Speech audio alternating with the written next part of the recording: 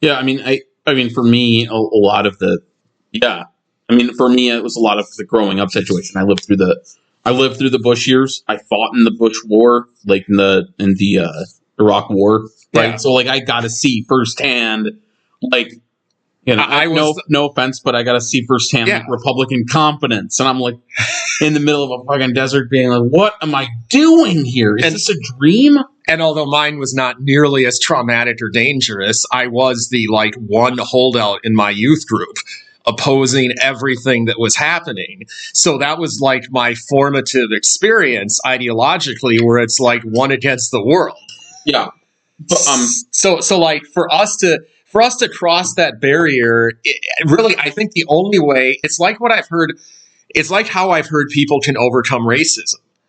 Because I think we agreed kind of before the program that this prejudice is actually a good word to describe the trap that people fall into.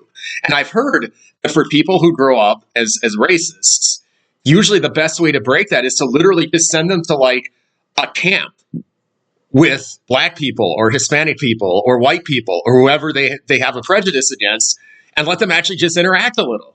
And just tell them the only condition is you have to come in ready not to just insult and dismiss these people out of hand.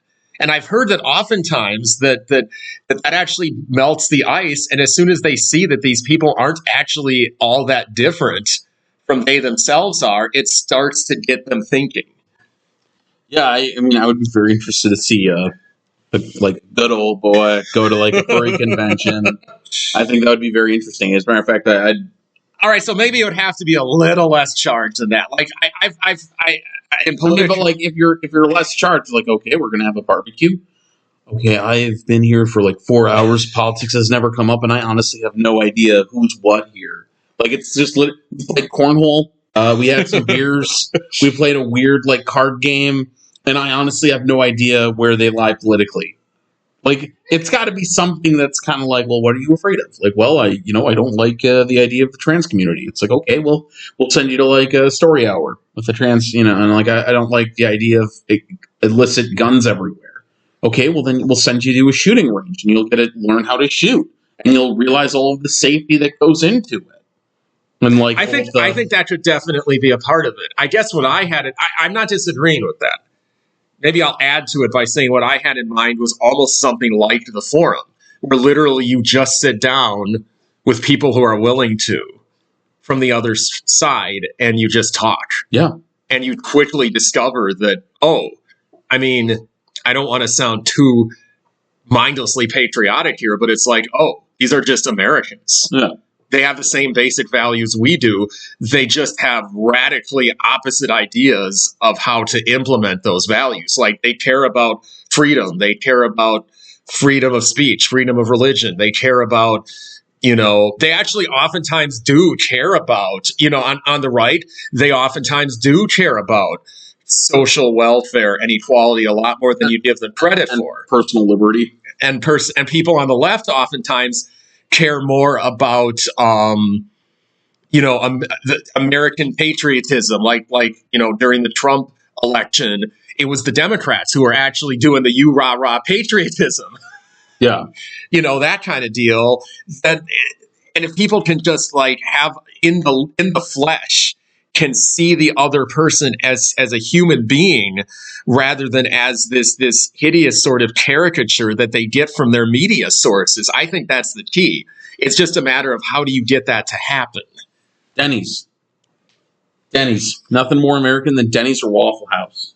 Let's round up all of the people that have different beliefs, send them all to a Denny's or Waffle House, and we can all unify over I don't know. So let me. Actually, I think I'll put in the last word over my hammy. I'll add to that because that, by the way, audience, was the origins of this podcast. Was a person at a Denny's or wherever, a diner at a diner was listening to us and was like, "You guys should make a podcast." So here we are.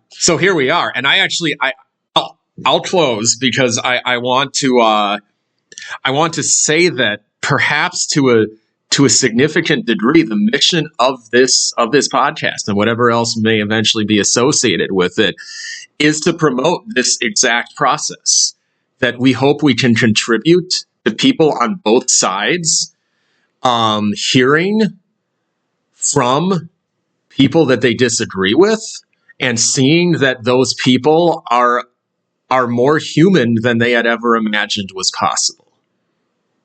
Anything to No, I think you to summed that, it up. That is the goal. That it's always been the goal of the forum, is to try to unite people and understand maybe a little bit. Yeah, like you don't have to come away.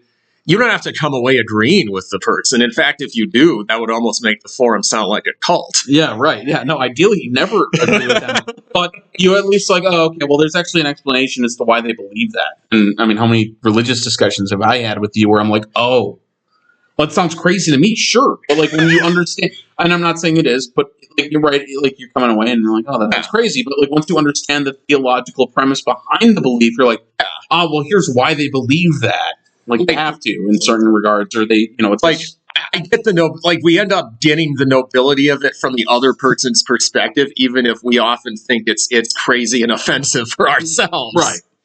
So, okay, cool. All right, well, Eric, another episode in the books. As always, I'm Lou, and I'm Eric. And thank you so much for joining us on another episode of the forum. We'll see you next time. All righty, and we're out.